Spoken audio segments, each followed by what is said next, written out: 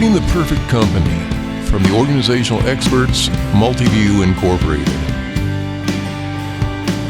This content is based on MBI's work with over 1,300 organizations, extracting 989 data elements with 922 cross-calculations over 27 years on a monthly basis, and then systematizing the operational success patterns of the 90th percentile.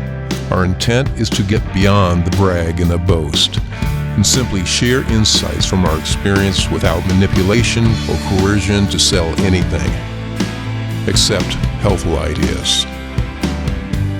These messages range from intimate recordings from the Awakened Forest to concerts, national conferences, and broadcasts.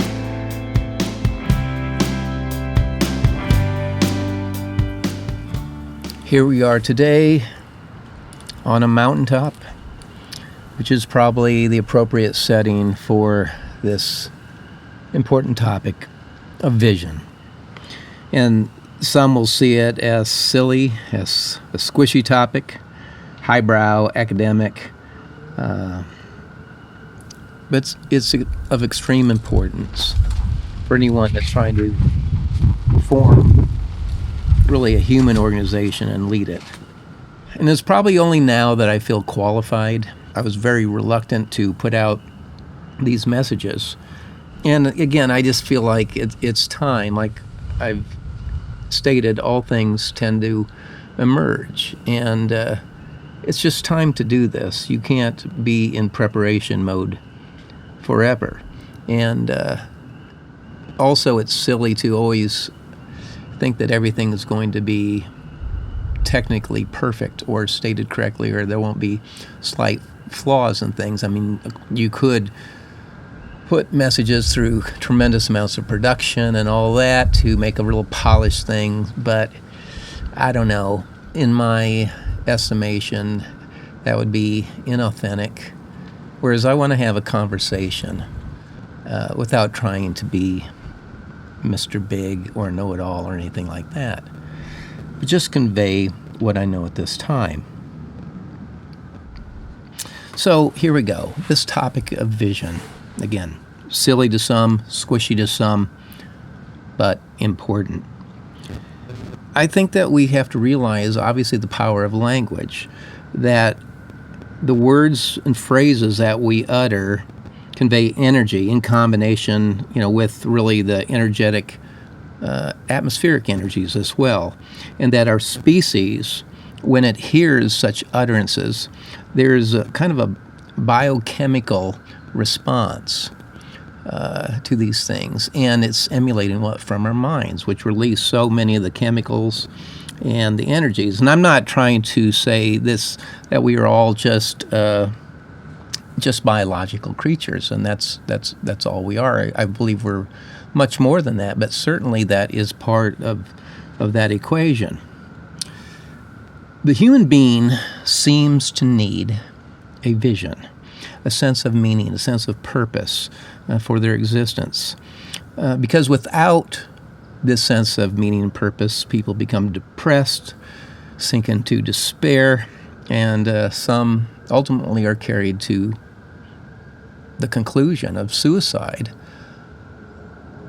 And so much of this has to do with, again, the images in our minds and really what we think about ourselves. If we think of ourselves as a success, or at least going in a direction, or what have you. It seems that a human being needs a bright horizon or a compelling vision, and I don't think that can be really underestimated, especially in an organizational context. We've got to get people behind a direction, a unifying sense of purpose to go towards this common cause and towards this bright horizon. And if you really want to cut through to the core of a vision, it has to do with creating focus. And a vision or a vision statement is for creating this focus, which, again, focus is the quality of the most successful people, the most accomplished people in this world, on this planet. focus, which again can be languaged as self-discipline, self-control, self-regulation, even love, where you love whatever you're doing and are willing to focus on a singular aspect of consciousness, throwing everything you have into that and ignoring basically the rest. So a vision creates focus. And since it is normally a languaged document, it really comes to our ability to communicate, because we've got to get the vision out of our heads and into the minds and hearts, hopefully, of other people. So it's really a communication device as much as anything. And then we know that our ability to communicate is really one of the things that will determine how far we go in this world, at least in a societal context. I'm in the woods right now, squirrels, bear, deer, trees, rocks. Although I think they probably appreciate my language and words, they're not quite as impacted as those in my species. But the power of a vision can do miracles for an individual as well as a company. For example, people that have addictions, drugs, alcohol, whatever. The power of a compelling vision, that bright horizon, which offers more satisfaction, more benefit, more gain, will a lot of times cause the vice to fall off. It can be enough that it's just like, I want to go in this direction. I no longer want to do this because that's going to keep me from attaining the vision, because that's where I want to go. And perhaps visions for our lives have helped more people get away from addictions than anything else, if you want to get down to it. So there's a great deal of power in the vision for an individual life. But there's power also to do these miracles for a company, whether it's a startup or if you're a turnaround CEO that comes in like Dan the Man did years ago with one company I was working with, where the person casts such a powerful vision that it transforms the self-image of each employee, making really the mission the big deal, where it's not so much a job or just a paycheck anymore. It becomes a life-changing ministry of empowerment or even spiritual awakening, where you go into this company and you are transformed somehow in the process to a much more empowered or powerful person. Obviously, all of this being accomplished within the overarching context of the business or organization. Now, a vision also does miracles in the life of the CEO or the founder, or I'll say even the leaders, as the vision tells or informs a person what he or she must become or must evolve into. Okay, so you have the vision out there, it's a big vision. Then it's like, gosh, I need to learn how to do this. I need to acquire these skills. I need to make these adjustments in my life. I need to form these habits. I need to gain new thinking. I need to work on my own BS, that is, belief systems, of course. So it informs us of what we have to become. The fundamental purpose of a vision is that really of motivation, right? Communication, we've talked about that. But the acid test, really, I'll say, of a vision is, does it motivate? Does it sufficiently motivate and inspire you, as well as all those that are going to be part of this enterprise, to go in the direction of the common cause? And big visions take big energy. Little visions take little energy. Small vision, I mean, that's fine and all that, but, I mean, they can be unimpressive, uninspiring. I mean, when there's no scale, people will see, ooh, this isn't going to really go very far. And there's not much opportunity, really, in a small pie. I mean, my piece can only get so big. And so the potential, I'll say, for self-gain is, kind of unsatisfying, perhaps. Now, with that said, large is often overrated. I would rather work in a smaller company that provides incredible satisfaction than large, sloppy, meaningless organization. It just depends on how far you want to scale it. So again, large is often overrated, just like PAL's Sudden Service, which is another Baldrige winning organization. They only have about 30 locations, but they are world class. They have profit margins 200 or 300% than their other competitor fast food enterprises. There's only one service failure or complaint or gift, as we would call it in the multi-view world, every 3,500 orders when compared with other competing fast food enterprises, which you all are aware, where they have much lower standards and the screw-up factor is just all over the place. Okay, so smaller, but incredibly successful. And smaller is easier to manage inherently because you just have less to manage rather than 1,000 sites. So you have 30. And can you make a great living doing that? Oh my God, you can make a great living off of just one site. With that said, you don't want a vision that's so small that it isn't impressive and it doesn't inspire people. However, you might have a vision that's good, that is directionally correct and all that, but it's too big and thus becomes non-believable. And if you have too big a vision, it loses energy. And people think to themselves, there's just no way this guy or this gal can pull this off. And so they can't get behind it. And that might really be the litmus test, that is the decisive indicative test for you as a leader about really your vision and your capabilities as it's perceived by other very perceptive human beings, which I find human beings to be. We can size people up in seconds.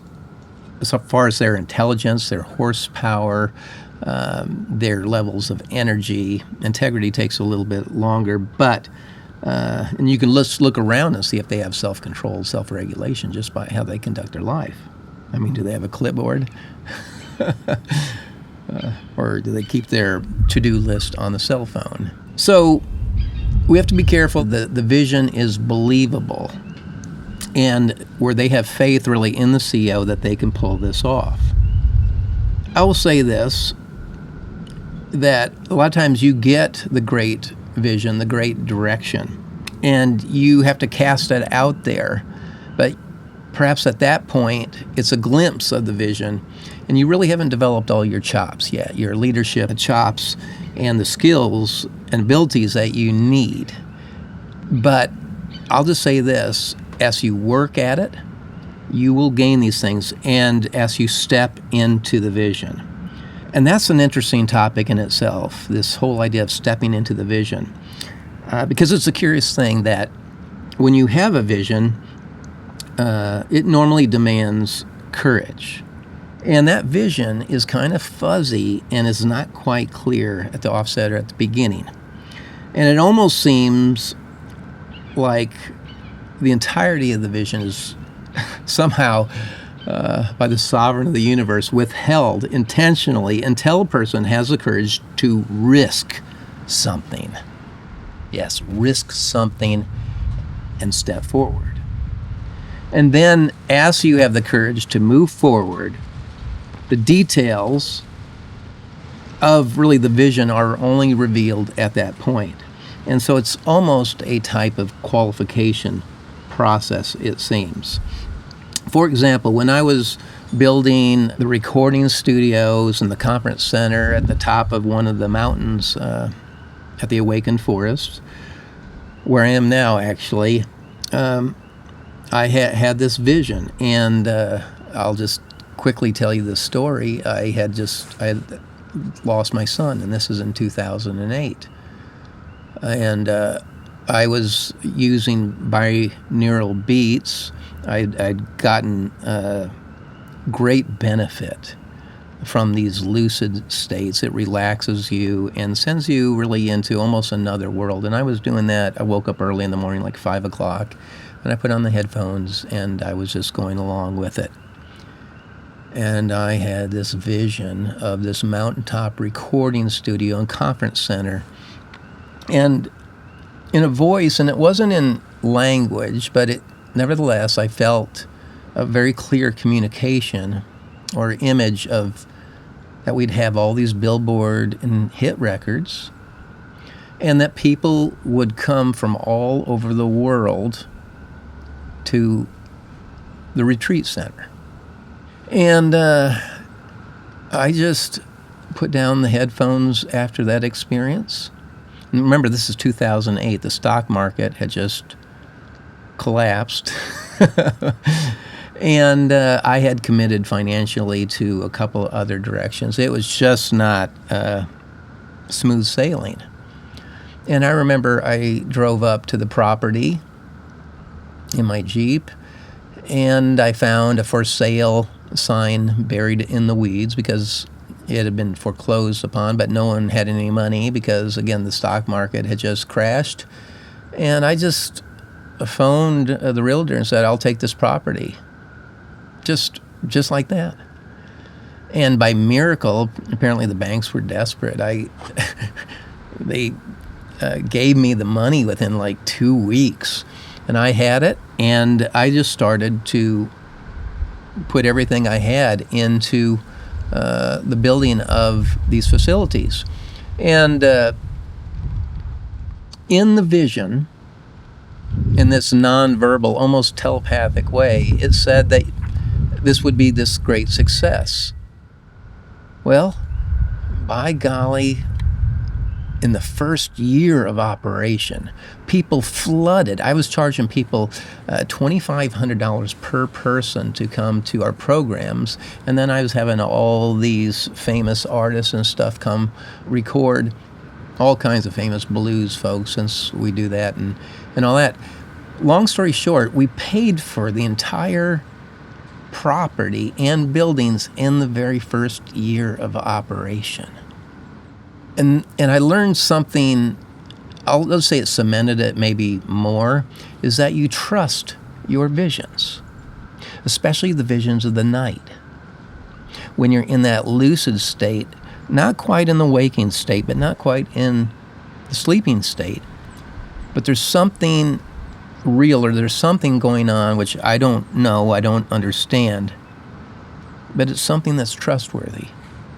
So that's really been a hallmark of my life and explains a lot of my accomplishments. I mean, I've made millions and millions of dollars from these visions. And I'm not saying that to be Mr. Big or anything like that. I don't want that. But it has helped me a lot and my family. And so let's put it there. And I'll just say that when I caught the vision, I was planning the design, and I basically end up designing most buildings that we put up or we repurpose myself rather than using architects so much. And I remember I would go up there and I would sit and notice where the sun came up and what the building looked like as the sun progressed through the day and what it was like at sunset. Fairly meticulously, because I think you have to be very meticulous and interested in whatever you're doing. And boom, it paid off. It was stunning. And everything happened just like the vision said. In fact, surpassing the vision, I should say. That's just the truth about it, and I might as well not hold back. There's no purpose. A lot of times the truth about things is way more interested in anything I can ever make up. So now, a vision occurs really on multiple levels in any human organization. Obviously, you have the big corporate vision that unifies the entire workforce. But you also have, I'll say, subvisions on really the business segment level, departmental level, site or location level. And so therefore, this topic of vision really applies to all areas of the organization. And really, the pattern of success in casting a vision apply equally with the overall vision of the company, as well as, again, on this site or department level. So whether you're leading finance, HR, compliance, operations, marketing, IT, whatever, your vision for your department, for your site, your region, has to be compelling. It has to be impressive. It has to grab people's attention and be motivational. And I think regardless of what you're doing, I mean, whether you're making shoes, whether you're making backpacks, whether you're in healthcare, farming, or whatever, and people say, "Well, God, how can I make finance or IT or compliance or HR or whatever exciting, Andrew?" And I think that you can always fall back on a couple things. Customer service. Okay, because even if you're in finance or IT, you're in a supportive role.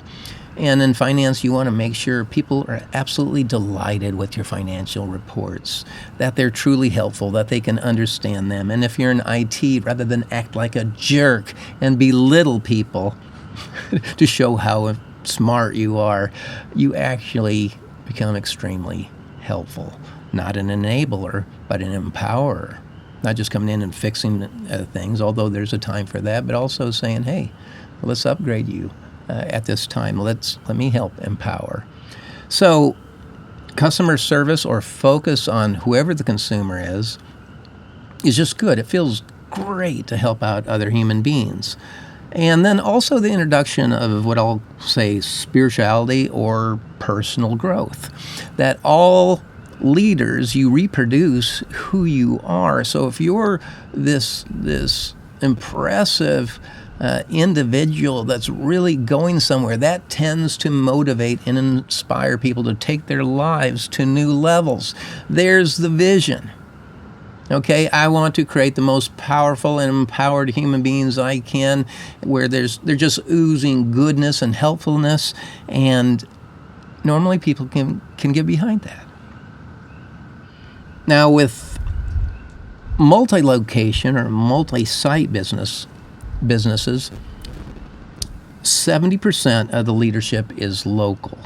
You know, a lot of people try to put culture or whatever and throw it up to corporate or benefits or here's the pay here. No, most of it has to do, that 70%, again, according to Gallup, is really local and has to do with the relationship of the immediate manager with the frontline employees.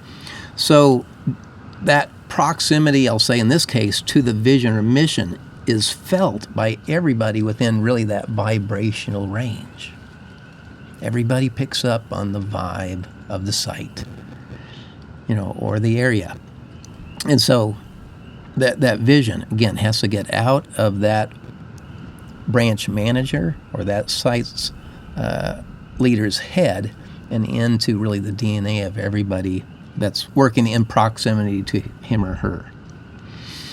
Now, for all my good friends in the M and the A business, that is mergers and acquisitions, for example, the private equity or P buddies, or those conquest pals and acquaintances who want to own the world.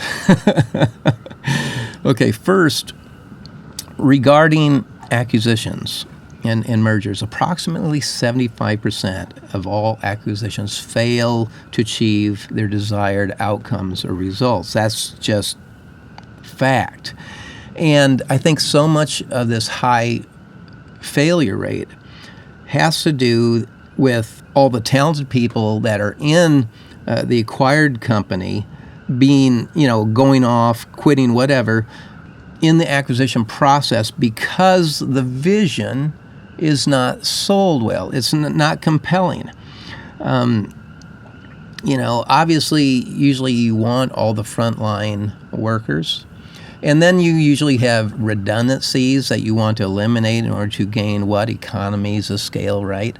But again, one of our moves, and we've been involved with so many acquisitions and all that, and they tend to go well because we add really this DNA of excitement, of the compelling vision, and that's really why so many companies partner with us, because our DNA gets mixed into that. We're able to actually raise the vision level of an organization, and suddenly, rather than just going to work, rather than just getting a paycheck, I'm working for something with real meaning and purpose. I'm on a mission. I'm in a ministry.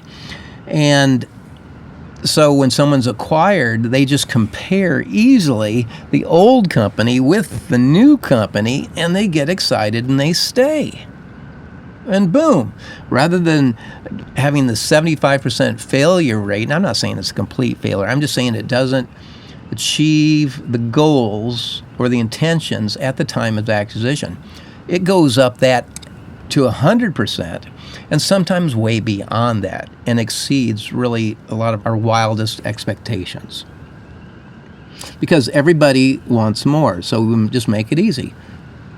So whether if we're in the acquired company, we just take a look at the acquirer's vision and go, wow, this is better.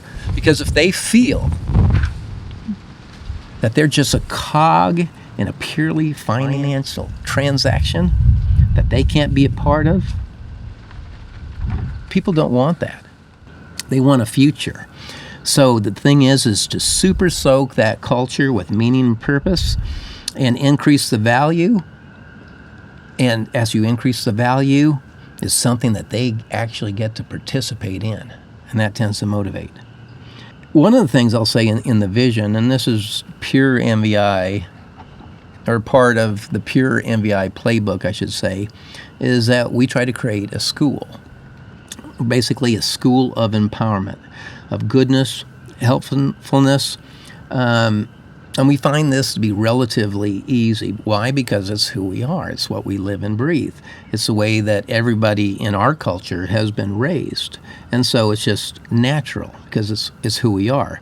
And when you mix that DNA with another organization, it just, again, it gets in the DNA and it's felt. It's absorbed by the partnering company. And people just know, hey, this is going to be great. Now, on this topic of vision, let's quickly discuss vision versus mission statements. I don't have much use for a mission statement. It's just another thing to me to have to memorize or do. Whereas if I have a compelling vision, I want to focus on that singular thing. And so I just think that confuses. The fact that we have to explain it is a whole different thing. And it's just something to me that's been dreamed up by academics. I do like a description of culture, which really describes what our culture is so that people can look at their behaviors, really. And by doing so, it creates a condition of self-regulation to say, ooh, I'm behaving in a way that's not aligned with our culture. Oh, I can self-regulate and get back into the culture if I want to. And of course, values is another thing we can discuss later on that needs to be considered. And that could be a separate document that I think would be helpful. So description of culture, listing of your values and what that looks like, both of those are good documents to form, as well as your vision statement. To me, if you can look at your vision statement and it somehow reignites you from time to time, that you are going about your day doing your work, and suddenly you look at it and it refocuses you and brings you back to your direction, especially if you start to drift. That's a good statement. Now, when forming your initial vision statements, I don't use committees, and people are taken back by that. I think it's best that the founder, the CEO, or the small group or whatever come up with really their ideas of what that vision needs to be. And then as you get it going, you present it, you invite people into the conversation to dissect it, and you improve upon it as you go along. But all I know is that in most organizations, committees equal constipation. And in fact, I've got a definition here of a committee. I'm sure this is from Webster's. Committee, a noun, where people get together as a group and spend enormous amounts of time making concessions, showing how clever they are, neutering out important nutrients, devastating value, and ending up with a mediocre result. There are so many concessions that are made in meetings, and that's why we only have really one meeting a week, sometimes two, at Multiview. That is formal meetings, where a lot of organizations are meeting hell. People meet all the time and nothing ever gets done. And I mean, it's just like a slow water drip torture. Committees will get in your way often, especially when you're improving quality. Yes, you want input. And committees also break down because you can't bring accountability to committees. It's not like you can say, hey, you're all fired. I mean, one person has to have the vision or the direction, has to lead it, but somebody has to own this and really be held accountable for whatever the results are. And it's hard to do that with a committee. But with that said, in the Multiview world, you come up with a direction, but everybody has a voice. And that vision can be altered over time as better and better ideas emerge. Okay? So let's just go over a few points as we near the end of our discussion in building an organization and its vision. First of all, see the vision. You have to see it before you can make it or that you can build it. And again, this vision creates focus. And like so many initiatives, if you can take the time to list all the reasons to go in your particular direction, all the motivators, all the reasons why to do the vision and why it makes sense. The more motivators, the more reasons you have behind something, the more power you're going to have that will help you withstand the almost certain setbacks and resistance and obstacles that you're going to encounter on your journey. Step 2, write the ad. That seems funny. You write the ad even before you have a product. Correct. Because this, again, informs you of what this company kind of needs to look like, what kind of skills we're going to need, what kind of knowledge we're going to need, all these things. What is going to be the compelling promise of certainty that people that are selling products and services, what they want to hear. And then, of course, you have to design that. And this is where you get crazy about customer service, follow through. Multiview, we go months without a single screw up or complaint. And some people just can't get their heads around that because their tolerance of mistakes is just too high. You know, whereas I'm ready to rip someone's lungs out, of course, in the nicest way possible, but nevertheless, I will not tolerate it. And so we have to be serious about quality. And that includes being delightful and helpful and all this stuff. But again, write the ad. What are you selling? What is the compelling promise that you're going to put out? And then you've got to execute near flawlessly. 3, walk through the organization backwards from the customer experience to how the product or service is created, organized, all this. So really, so we have our ad there, and then we need to start to get meticulous and think about all the things we're going to need. This is really our planning phase. What are we going to have to do to pull this off? And one of the things we're going to quickly discover is that our people systems and our people development systems are really the center of the universe. It's the center of your organization because all of our quality is going to come from the quality of our people development systems. So they better be world class, right? And if we're going to have leaders, we've got to have leaders. If we're going to expand on any type of scale, we have to remember that 70% principle that our leaders, at least to 70%, are going to reproduce themselves. And so we need to have our leadership development programs as well. 4, the questions. How will you get others to help? How do you motivate people to do the vision? And of course, this normally comes down to the sense of meaning and purpose. But a lot of times people have these things called mortgages and desires and all that. And so what do they need? Compensation in the financial form. Really, all of life is compensation, whether it's just the work environment that we have, tasting our food, all this. But most people will just default to kind of the unconsidered compensation aspect. But we have to answer really that question. How do we get people to help? Well, pay them well. And most organizations, if they are managed well, we have found that they can pay well. And our formula is basically this: less people paid well, or fewer people paid well. 5, you have to really focus on your system solution, or systematizing, I'll say, accountability. In all our work with, again, over 1,300 organizations at this point, the difference between things getting done, initiatives getting done or not getting done, comes down to accountability. And that's a deep topic. Again, we've got a lot of materials on that. And but people have to know that their work is meaningful, that if they don't do their work, it has impact on the entire organization. And if people choose to not do the standards of the organization once they are set, there has to be consequences. There has to be pain with not doing the standards, whether it's intentional or unintentional. It doesn't matter. It wasn't done. And so people have to be held accountable. And normally the easiest way to do that is through the compensation system, which we're experts at after doing so many hundreds of company.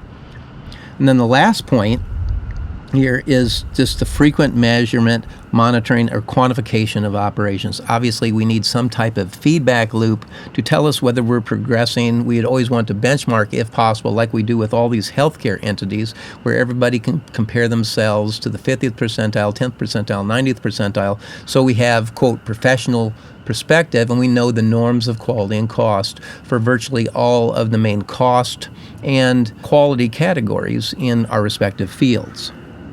All those are really part of the vision and really creating your company. Even coming up with the measurements at the end. And you might say, well, Andrew, how does that tie into vision?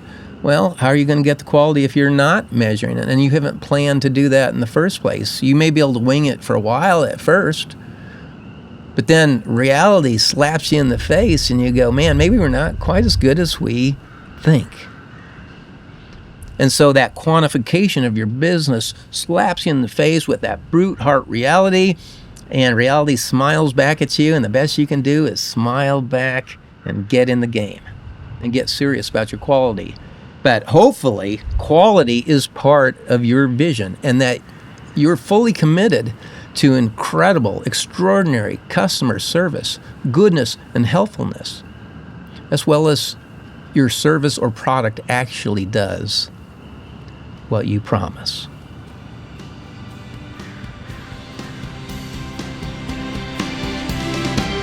We hope you are having the best day of your life. If you need something further, just visit one of the Multiview Incorporated websites or contact us through social media.